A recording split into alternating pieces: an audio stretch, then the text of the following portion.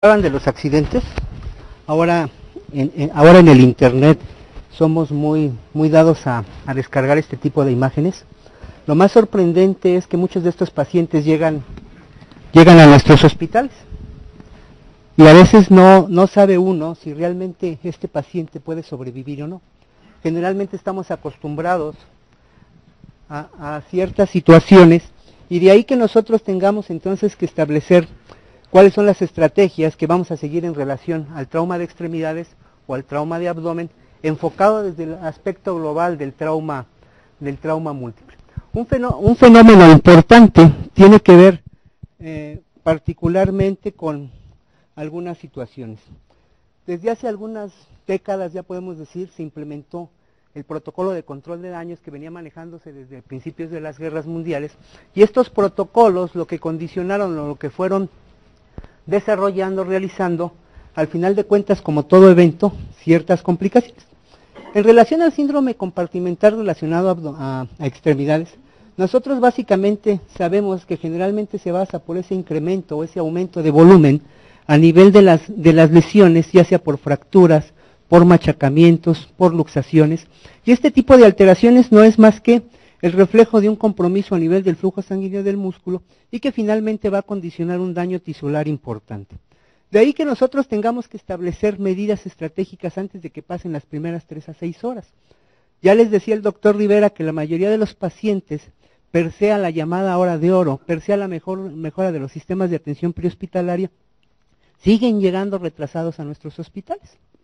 Y en estos hospitales lo que nosotros observamos a veces es que el resultado final es la isquemia y la necrosis, pero no nada más del músculo, sino de muchos sistemas por esos tiempos de hipoperfusión. Bajo esa salvedad, nosotros entonces, ya desde hace algunos años, desde hace algunos años, hemos estado trabajando en diferentes, nosotros más que nada nuestros protocolos los manejamos a manera de proyectos. Primero proyectos que estratifican el estado o la relevancia del problema, y en uno de esos nosotros vimos que cuando se empezaba a manejar la cirugía de control de daños, se hacía a diestra y siniestra, ya fuera ortopédica, ya fuera abdominal, y que a veces no se le daba el seguimiento. En muchos de nuestros hospitales o en muchos hospitales públicos nos enfrentamos a que el paciente se le resuelve de manera primaria trauma de abdomen, el empaquetamiento, pero después para que lo pasen a quirófano los cirujanos, es un pelear y ya pásalo y no tengo tiempo quirúrgico y mejórale esto, y entonces eso viene retrasando y viene en contra de esos protocolos que tienen que ver en cuanto al manejo. De esos nosotros sabemos que los grandes factores de riesgo, independientemente de los factores externos, los más importantes se relacionan en cuanto a los incrementos del contenido. Uno de ellos tiene que ver la sangre en las cavidades, la presencia de trauma, una parte importante es la isquemia. Parece que no, pero la reperfusión o la mejora de TEAs rápidamente o la mejora con volumen para mantener variables fisiológicas es una cuestión que finalmente causa reperfusión celular. El otro tiene que ver con el estado de choque prolongado y el otro es el manejo exhaustivo o la reanimación exagerada en el manejo de soluciones parenterales. De esos factores, si nosotros tratáramos de entender en trauma de extremidades, nosotros sabemos que algunos de los factores que nosotros vamos a ir manejando son aquellos factores que tienen que ver directamente, como es el trauma, como es el compromiso vascular, como es la cirugía prolongada, y que de algunos factores que están relacionados directamente a la lesión o compromiso vascular en el caso de las extremidades, generalmente es el estado de choque y en algunas condiciones la cirugía de control de daños, es decir, la colocación de fijadores externos. De ahí que nosotros sabemos que en las primeras horas después de la lesión y la hipovolemia, el periodo de isquemia va a tener que ver en relación a las intervenciones o maniobras que vayamos realizando, y que la parte en cuanto a la fisiología celular, donde hay movimiento, es decir, hay un cambio en la brecha aniónica, tiene que ver directamente con la participación de las antinas oxidasas y la producción de algunos precursores antiinflamatorios. Parte de las estrategias tendrían que ver con qué vamos a tener nosotros. Ya les hablaban del edema. El síndrome de fuga capilar es pocas veces evaluado en los pacientes, es decir, hacemos reanimación hídrica, administramos soluciones, algunas de las guías de manejo manejan el uso nada más de soluciones de cristaloide, y lo que se está viendo desde las revisiones que hizo, por ejemplo, en el caso de abdomen, la Sociedad Mundial para Síndrome Compartimental Abdominal, habla de que el manejo exhaustivo con soluciones cristaloides no es idóneo, y que en esto se recomiendan, por ejemplo, soluciones balanceadas, cristaloides, coloides, cristaloides, coloides. Un efecto importante tiene que ver que si no resolvemos esto, hay edema, hay necrosis. Esto es un factor de riesgos para infección. Los propios precursores antiinflamatorios es un factor para disfunción orgánica y finalmente la muerte regional o la muerte sistémica. La siguiente, si yo soy el que manejo ahora, estoy uno acostumbrado no a la tecnología. Parte de las estrategias que nosotros manejamos, o que a veces nos dicen, es la medición a nivel de las fascias. La realidad que en el caso de las extremidades se dice que su diagnóstico es meramente clínico, y en el caso de pacientes en terapia intensiva con sedación, con manejo de relajantes, con estados de coma, con miorelajación, con narcosis, sí tenemos a veces, independientemente cuando queda la duda razonable, que establecer medidas de presión de esas fascias, y donde nosotros sabemos que un valor mayor de 30 es indicativo total de fasciotomías. Otros elementos que tienen que ver, y que ya el doctor Villa tocará un poquito más adelante, tiene que ver con los famosos estudios de laboratorio, las relaciones en cuanto al reporte de CK, que a veces en los servicios de urgencias no se toma como una rutina, es decir, la rutina para ellos es glucosa, urea, creatinina, hemoglobina y pruebas de coagulación, y a veces en el caso del trauma múltiplo, el politrauma, este debe de ser un valor de oro para la viabilidad de algunas extremidades o de algunos órganos. Lo que nosotros hemos observado en una segunda fase de ese proyecto EPAD es que en el caso del trauma múltiple o la rabiomiolisis, un incremento geométrico de la CK nos habla de riesgo, es decir, cuando hablamos de geométrico decimos que si tenemos en el primer reporte 500 y en el siguiente tenemos 1000, sabemos que ya hay factores de riesgo para que desarrollen insuficiencia renal. Lo que sí nosotros sabemos es que cuando el incremento es algorítmico, es decir, que sube a 1000 y en la siguiente muestra es 10.000, sabemos que es indicativo inmediatamente de establecer medidas de control por el riesgo de falla renal, inclusive el riesgo de la extremidad, en base a algunas tablas que pocas veces se llegan a utilizar. En el caso de la rabiomiolisis muscular, un estándar de oro tiene que ver con la propia coloración de orina o los reportes de proteínas o miohemoglobina en orina. Pero nosotros sabemos que parte de esos indicativos, la primera estrategia tiene que ser la estabilización y en su caso las fasciotomías, en otro caso la terapia de reemplazo de volumen en soluciones cristaloides y soluciones hiperoncóticas en relaciones balanceadas, uno a uno, un soporte hemodinámico eficaz, la protección renal cuando observamos incrementos geométricos, es decir, paulatinos de la CK, y sobre todo la terapia de reemplazo renal oportuna cuando el incremento es algorítmico. Es decir, a veces existe la controversia de cuándo voy a iniciar la terapia de reemplazo renal. Generalmente puede ser dialítica o por vía abdominal o continua, y sabemos que una de las estrategias tendría que ser en forma inmediata, no cuando ya esté la falla renal, sino antes de que llegue esta falla renal. Les decía yo que algunas situaciones o algunas escalas poco utilizadas en terapia intensiva, esta es una escala que está hecha para fracturas, pero que puede ser perfectamente adaptada para ver el riesgo de extremidades y rabiomiolisis si relacionamos los valores. Un valor mayor de 7 nos habla de que el paciente debe de ser amputado. Nosotros nos enfrentamos generalmente a que llegue el cirujano plástico, o llegue el cirujano general, o llegue el ortopedista y la primera palabra dice, hay que esperar a que se delimite, o la palabra clásica es, vamos a darle una oportunidad a la extremidad. Generalmente terminan amputados y en ese proceso ya desarrollaron falla orgánica múltiple, ya desarrollaron insuficiencia renal, desarrollan procesos infecciosos in situ de las lesiones. Por eso es importante ir retomando algunas de las clasificaciones que se toman. Lo que a continuación vamos a ver es un tema que en los últimos años, generalmente en esta década y en los últimos 5 años ha tomado relevancia. Este es el síndrome que le llaman el síndrome compartimental abdominal. Ya el doctor Rivera les platicó un poquito de la historia de eso. Parte de esta información son las recomendaciones de 2007-2008 de la Sociedad Mundial para el Síndrome Compartimental Abdominal, el cual tuvo como objetivo reunir a intensivistas, cirujanos, anestesiólogos de diferentes partes del mundo para establecer primero cuál era la situación de este síndrome compartimental abdominal. Sabemos que se reconoce generalmente en el paciente grave. Lo relacionan con morbilidad alta y con mortalidad alta. La variedad de definiciones ha llevado a contusiones de difícil comparación. Nosotros en estos días revisamos algunos artículos en los hospitales y veíamos que algún artículo del año 1995, en un estudio que habían hecho, hablaban en ese caso de un parámetro que era un valor mayor de 70 o manejar mediciones de presión intraabdominal con 75 a 100 mililitros de líquido. Es decir, hace más de 10 años se empezaba a hablar de ello sin tenerlo realmente bien fundamentado y lo único que daban eran datos elevados de presión intraabdominal porque todavía no tenemos conocimiento total de eso. El otro punto tiene que ver con la unificación en relación a las definiciones para ambos, es decir, hipertensión intraabdominal o síndrome compartimental abdominal. Y al final establecieron una serie de normas para la medición del compartimiento abdominal, partiendo de que muchos de los estudios que se habían hecho no habían podido ser comparados o evaluados, o los resultados no podían ser traspolados a otras unidades.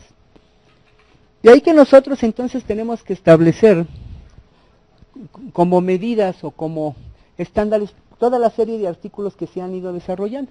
Algunos de los artículos que nosotros observamos, este es un artículo mexicano y este es un artículo mexicano.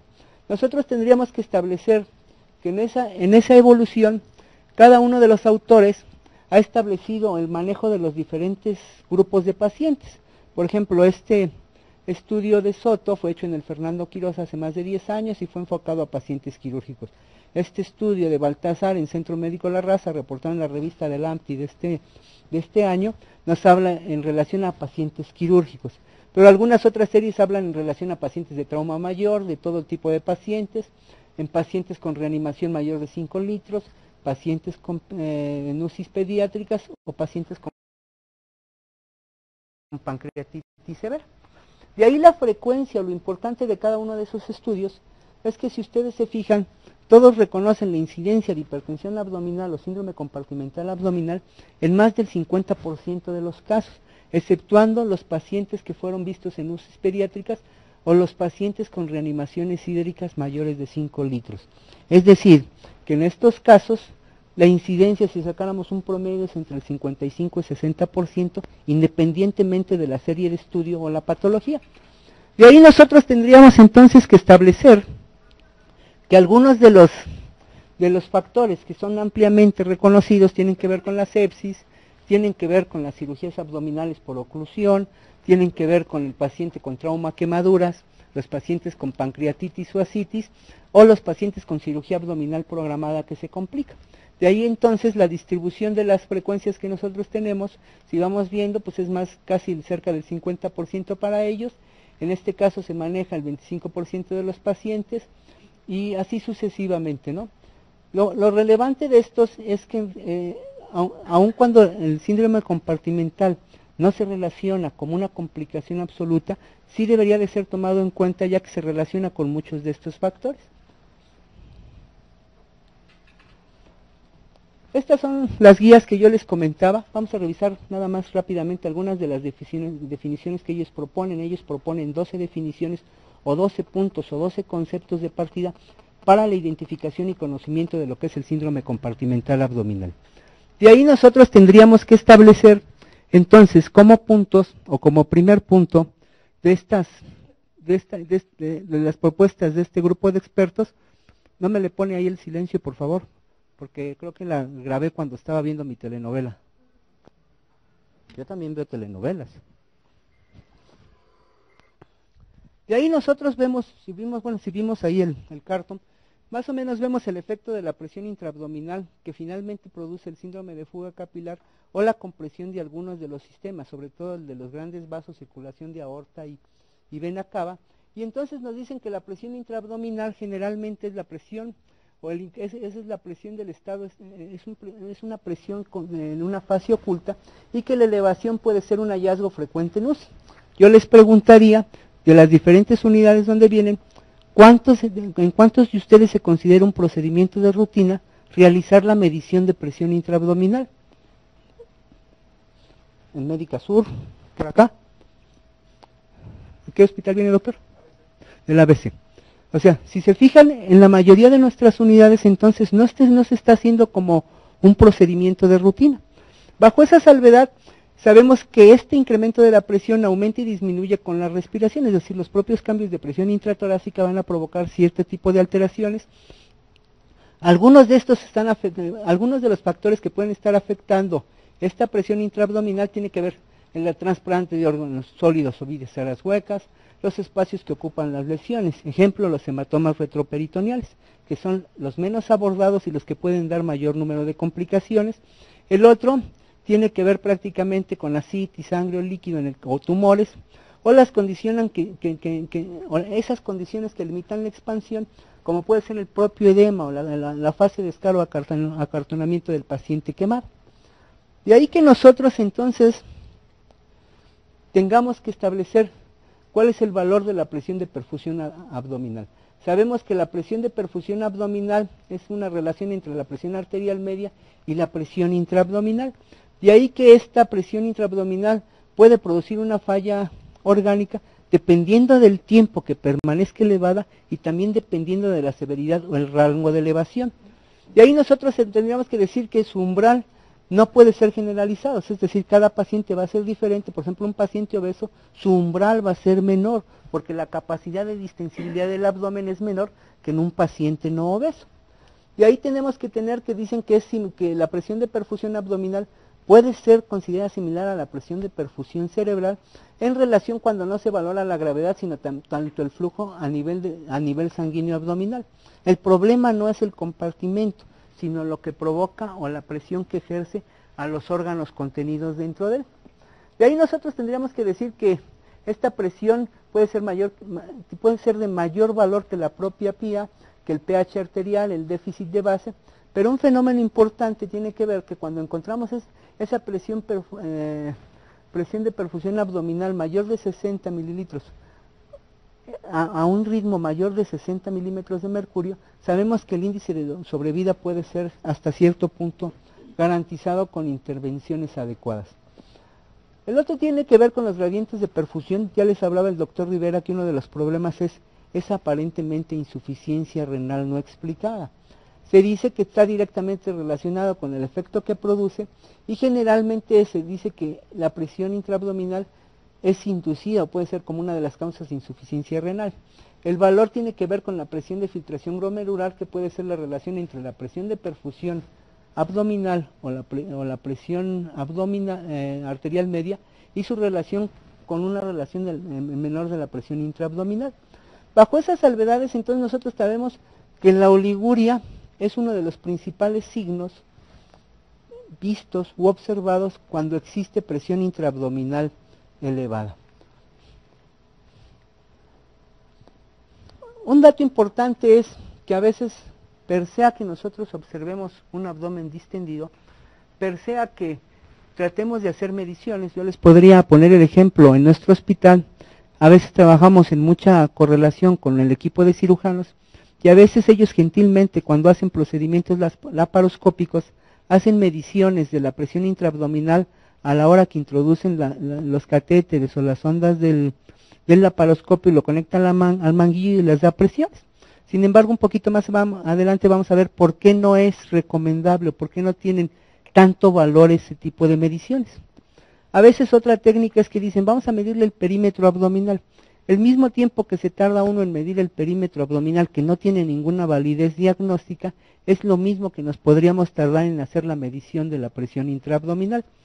De ahí que nosotros sabemos que generalmente se dice que su valor predictivo es elevado, es decir, es mayor del 70%, y estas mediciones son sencillas, no requieren gran tecnología, se pueden hacer con transductores o mediante una regla como tomar la PVC cuando no se hace monitoreo, y que son soluciones baratas que nos pueden predecir cierto tipo de problemas en los pacientes. La norma de referencia generalmente que se considera la presión en la presión intraabdominal es la presión medida a nivel transuretral, es decir, tomada de la vejiga con la administración de 25 mililitros de solución. El paciente se pone en posición de cúbito, se puede poner en posición supino y generalmente hay que evitar las posiciones semifold. Este es un paciente, por ejemplo, con pancreatitis, que tardaron 3 días en decidir el procedimiento quirúrgico y lleva con nosotros cerca de 30 días en la terapia intensiva, cuando su fenómeno pudo haber sido resuelto en forma más oportuna, ¿no? De aquí nosotros entonces tendríamos que decir que algo que tenemos que tener en cuenta, que este consenso o esta reunión de expertos estableció valores que son recomendables para el manejo de los pacientes, con la salvedad de que estos pueden tener variaciones. Y ahí nosotros sabemos que en un adulto normal no excede los 5 milímetros, en cualquier paciente en la UCI, nada más por el ventilador o el propio manejo, puede tener o puede variar de 5 a 7, pero el paciente posoperado de la aparatomía va a estar entre 10 y 15, el paciente con choque séptico lo vamos a encontrar en 10 a 25, y el paciente con abdomen agudo generalmente es el valor. Se dice que un valor por encima de 15 milímetros de mercurio constante, finalmente nos va a llevar a la falla orgánica múltiple. De estas definiciones tendríamos que establecer a la hipertensión abdominal, donde dice que un valor mayor de 12 ya nos habla de hipertensión, no así de síndrome compartimental, y que de estos valores solo cuando se trate que es mayor, cuando excede de 20 a 25, sabemos que ya el paciente requiere otro tipo de intervenciones que vamos a ver un poquito más adelante, y que de estas una presión constante por más de 3 a 6 horas, es decir, un incremento de presión mayor de 25, o no tenemos a veces que esperar a 25, pero ya mayor de 15 o 20, por más de 3 a 6 horas, es un paciente que está en riesgo o en peligro. De ahí que nosotros tendríamos que establecer los grados, grado 1, 12 a 15, grado 2, 16 a 20, el grado 3 de 21 a 25 y el grado 4 mayor de 25. Estas son algunas de cómo se estratifican, es decir, cuando es de causa primaria, se habla de lesiones o enfermedades en la región abdominal, el caso del trauma, de la ascitis o del líquido, o de tumores abdominales. El otro tiene que ver con estos síndromes, bueno, ya sé, aquí esta era, es que me regresé creo. Bueno, aquí lo que nosotros podemos observar, esta se nos pasó, es que generalmente lo que yo les comentaba, cuando eso tenía mayor de 20, sabemos que la presión de perfusión activa menor de 60 milímetros de mercurio, es decir, la presión de perfusión abdominal, puede presentar esta diferente serie de trastornos, disfunción orgánica, acidosis, oliguria, hipercapnia, pero sobre todo alteraciones en la presión de vía aérea. Este sería lo que es el síndrome o la hipertensión abdominal o síndrome compartimental secundario, que generalmente es por sepsis o el denominado síndrome de fuga capilar asociado a la excesiva reanimación hídrica en el paciente quemado o en aquellos pacientes con reanimaciones masivas. De ahí que nosotros entonces tenemos que establecer que cuando hablamos de eventos recurrentes es cuando se desarrollan después de los procedimientos quirúrgicos, el ejemplo el paciente con manejo de sistemas VAC, pero el más importante de ellos tiene que ver en el paciente con cirugía de control de daños, es decir, que hay cierres primarios y afrontamientos, y que a veces esa podría ser una buena herramienta para decidir cuándo realmente reintervenir al paciente cuando existen condiciones de alarma por un síndrome compartimental abdominal. De ahí que los diferentes eventos fisiopatológicos que platicábamos, en primer lugar tiene que ver con la reanimación hídrica, la fuga de líquido al tercer espacio y el edema intestinal. Si nosotros observamos, pues generalmente va a provocar esto por lo que es el llamado síndrome de fuga capilar. Después nosotros sabemos que esa propia eliminación del líquido por parte de membranas generalmente llega hacia caja torácica. Este evento finalmente son eventos ocupativos, va a estar incrementada la presión no solo a nivel abdominal, sino también a nivel de los compartimentos de tórax, y que finalmente eso va a provocar isquemia, va a provocar hipoperfusión. La propia compresión generalmente provoca alteraciones o disminución del flujo por vena cava, lo cual reduce los flujos sanguíneos, reduce el gasto cardíaco, reduce el retorno, reduce el flujo a nivel de los órganos, y todo esto nos va a llevar a falla orgánica múltiple. Esto generalmente no es más que esto, un círculo vicioso. Mientras no resolvamos uno, no podemos resolver el siguiente. De ahí que nosotros entonces tendríamos que ver que esa fuga de líquido generalmente va a estar incrementando las presiones a nivel de los órganos contenidos, pulmón, corazón, grandes vasos, y que finalmente el resultado por isquemia y hipoperfusión es el daño a nivel de estos órganos. Decíamos por qué medir la presión intraabdominal a nivel de transuretral. Si nosotros observamos, generalmente las presiones por la posición de la vejiga, las presiones se transmiten por la propia membrana de la vejiga en forma más uniforme, por eso se ha determinado que estas mediciones tienen mayor validez. Algunos de los resultados tienen que ver con recomendaciones en cuanto al manejo. Parte de eso establece los primeros puntos que siempre tienen que considerarse la etiología y la situación clínica del paciente. La intervención deben de irse aplicando como recomiendan según ellos en forma gradual. De ahí lo importante que nosotros tendríamos que establecer es que si nosotros en primer término tenemos una presión intraabdominal ya mayor de 12, tenemos que empezar a establecer una serie de intervenciones. Ellos lo dividen en cada una de estas intervenciones en 5 fases. De estas fases ahorita las vamos a ver un poquito más detenidamente, y lo que ellos recomiendan es ir siguiendo un paso uno a uno. Si se fijan así, pues son un montón, ¿no? Yo ya cuando veo esta, o cuando estoy viendo esta, a lo mejor ya se me olvidó que tenía que hacer en la siguiente. Entonces, a veces son procedimientos que nosotros realizamos de rutina, y que entonces si nosotros tratáramos de establecer, por ejemplo, en la primera recomendación que ellos dan, que es evacuar el contenido intraabdominal, es tan fácil como insertar una sonda gástrica, una sonda rectal, iniciar el uso de prococinéticos, inclusive si está el paciente con nutrición enteral, minimizarla, si en caso necesario considerar una colonoscopia descompresiva, inclusive la administración de enemas, o finalmente cosas tan sencillas como suspender la nutrición, ¿no? El otro que tendríamos que evaluar, por ejemplo, es la evacuación por lesiones ocupativas. Pues tenemos que identificar el FAS, es una buena alternativa, o los estudios tomográficos, identificar las lesiones, realizar drenajes por catéter percutáneo si el tipo de lesión no lo permite, el tipo de contenedor, y en su caso la conducta quirúrgica evacuatoria. Y de ahí nosotros también podríamos establecer, lo que ya decíamos, es mejorar la distensibilidad de la pared, es decir, una adecuada sedación, una adecuada analgesia, el retiro generalmente de esos apósitos o vendajes que se ponen, sobre todo en las escalas abdominales por pacientes quemados, el evitar el decúbito prono con cabeceras mayores de 20 grados, aunque aquí viene la contradicción en relación al control o prevención de neumonías. El otro tiene que ver con considerar en invertir la posición en tren de Lemur y considerar el uso de bloqueadores neuromusculares cuando no vemos mejoría.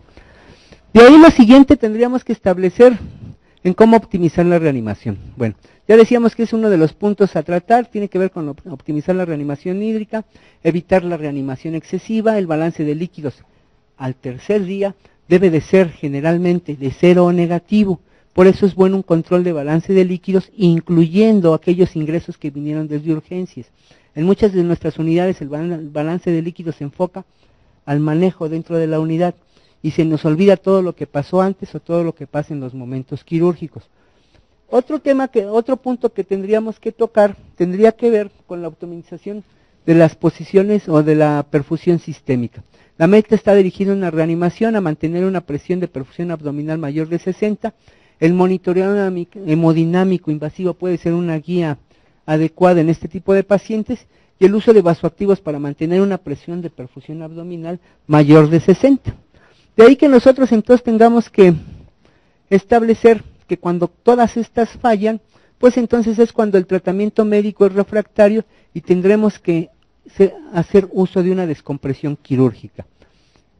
Toda esta guía no es más que una guía que no dura más de 12 o 24 horas, es decir, no podemos esperar, esa es la intervención médica. Nosotros sabemos que lo más importante son soluciones de control con medidas específicas, y lo más importante es que se ha comprobado que un control adecuado de la presión intraabdominal puede reducir o mejorar la sobrevida de los pacientes. Eso es todo, muchas gracias.